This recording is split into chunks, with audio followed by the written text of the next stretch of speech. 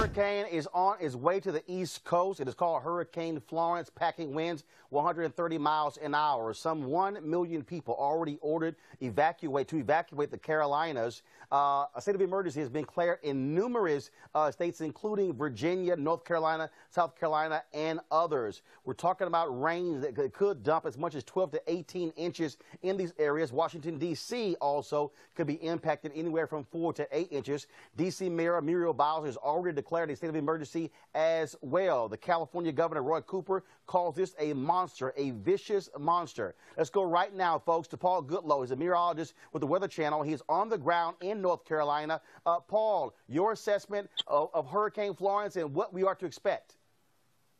Hurricane Florence appears to be off our now up to 100 miles.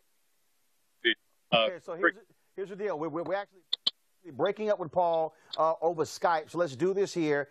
Let's take Paul off of Skype. Let's put him on the phone. I think we have a better connection. I want to come back to Paul in just 1 second. Let's go ahead and get that straight. But folks, let me give you some details of how serious this is. Not only is it going to impact folks who are already being ordered to evacuate, what is also happening is you have prisoners who are being evacuated, although one particular county in the pathway, they've said they're not going to move any prisoners. It makes no sense whatsoever. It's 190 prisoners who are there. Also, it's going to impact college sports as well. You have a couple of football games involving HBCUs that have been moved. The Norfolk State game has been moved as well. Tennessee State in Hampton has been canceled and will not be rescheduled. Norfolk State and Liberty has been moved to December 1st. If Norfolk State makes the playoffs, that game is going to be canceled as well.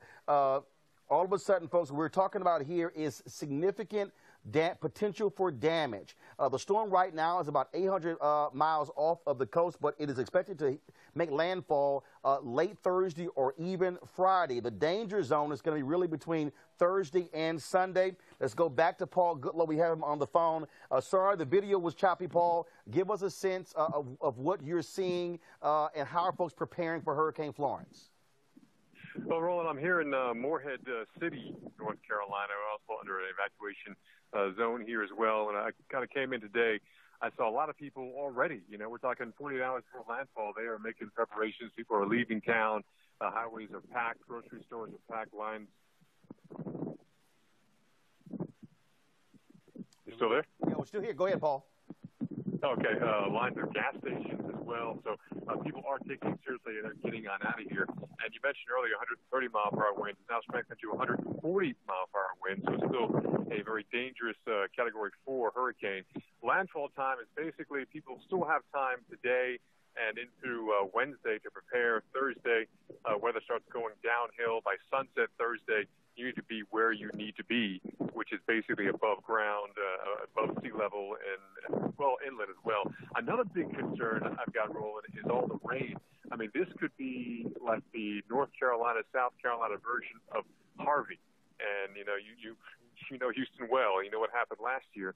I'm not saying we're going to have 50 or 60 inches of rain, but some of the models are hinting at maybe 30, 40 inches. And I tell you what, last year with Harvey, some of the models had the same numbers, and they underperformed. We had widespread 55 inches of rainfall from this storm, and this one is supposed to stall out. So inland freshwater flooding is a huge concern. At the coast, North Carolina coast, Outer Banks, huge concern. Wilmington, Wrightsville Beach. But also now getting greater concern for the South Carolina coastline as well, because if this thing kind of stalls and kind of drifts to the southwest, where places like Charleston, initially in the forecast, they would have an offshore wind. They can go to an onshore wind, and that could cause a lot of flooding. They saw flooding a couple of years ago with Hurricane Matthew as well. So this is a huge, huge threat for the Carolinas that they haven't experienced in years in terms of how far this will be, how far inland, places like Durham and Greensboro, Charlotte, Raleigh, all could see a heavy rain there as well. Not to mention upstate of South Carolina, as well as the low country, could still see very heavy rain. So this is a combination. We have our wind threats at the coast, a little bit inland as well, maybe even a surge threat as well. But it's going to be the several days of rain, which could extend as far west as Atlanta, maybe an inch or two. But it's not just going to be in one day. It's going to make landfall sometime midday on Friday, and then not really wind down until the end of the weekend. So we're talking maybe a 2, 3, 4-day rain event in some locations.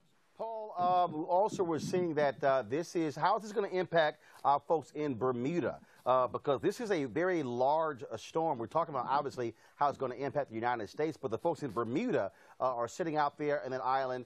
They're going to get battered by this storm. The waves will. I mean, the coast, they'll feel that for sure, the big waves. But they had a disturbance there a couple of days ago, and Bermuda, they get their drinking water from rainwater. So they had some rain showers, which is good for their water supply. But Florence will get huge surf to Bermuda, but in terms of direct impact, they won't have it at all. So they're going to kind of slide by this one as Florence moves to their south. But the southerly or south-facing beaches will get some huge waves on the island, but no direct impact for Bermuda. That's good news there. Paul, I have the Weather Channel, your website up, weather.com right now, and we're talking about, you talk about multiple states. And so as this storm moves forward, Charleston, South Carolina, Wilmington, North Carolina, Norfolk, Virginia. But see, and that's where they're expecting a direct hit. But as you begin to venture this thing out, you're going to have even multiple states who will feel the after effects in terms of wind, in terms of rain. Look, I was born and raised in Houston. I've gone through numerous hurricanes, and we've had situations where a hurricane hit in Houston, and then those winds, Dallas is 4 hours away, and you still felt 30, 40, 50, 60-mile-an-hour winds that distance away. And so we're talking about not just the Carolinas, but we're talking about a significant number of states on the East Coast. Well, the big threat with the wind will definitely be Friday and Saturday. Saturday night and Monday, the wind should die down enough where it's not going to be a huge wind threat. But right along the coast of North Carolina, it's going to be, wind's going to be a big concern. And here's the thing about the wind that people don't really think about. It's not so much how fast it's going, but it's what's blowing in that wind. So whenever I'm on location, I'm always worried about what's upwind for me, what could be taken in the wind and then blown my direction. I don't care if it's blowing 100 miles an hour. I don't want anything like siding or pieces of homes coming in that 100-mile-per-hour wind and knocking me upside the head. And last thing, flooding. We've had lots of rain here in the DMV area in D.C., Maryland, Virginia for the past couple of weeks. And so with the ground already saturated, I mean, if you get all of a sudden 4, 5, 6, 8 inches of rain, flooding is going to be real. And many places will see maybe 5, 6, 7 times that amount of rain, Roland. But the good news is I think the heaviest rain won't fall right there in the mid-Atlantic, Delmarva, although you'll see maybe some areas 5, 6 inches because the rain continues Saturday, Sunday, and Monday before things finally start drying out.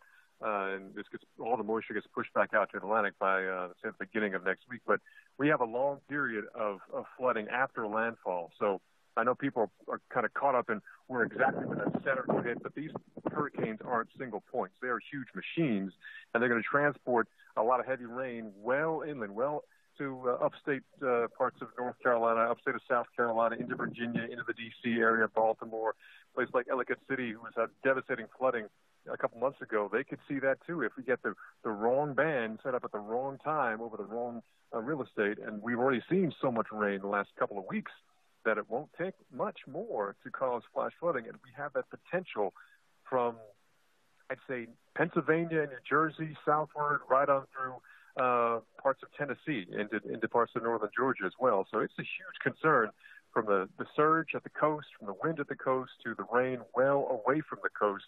We're going to be talking about Florence for maybe close to a week from now. All right, then. Paul Goodloe, meteorologist for the Weather Channel. We'll be watching your coverage on the Weather Channel. We certainly appreciate it. Stay safe. Thank you.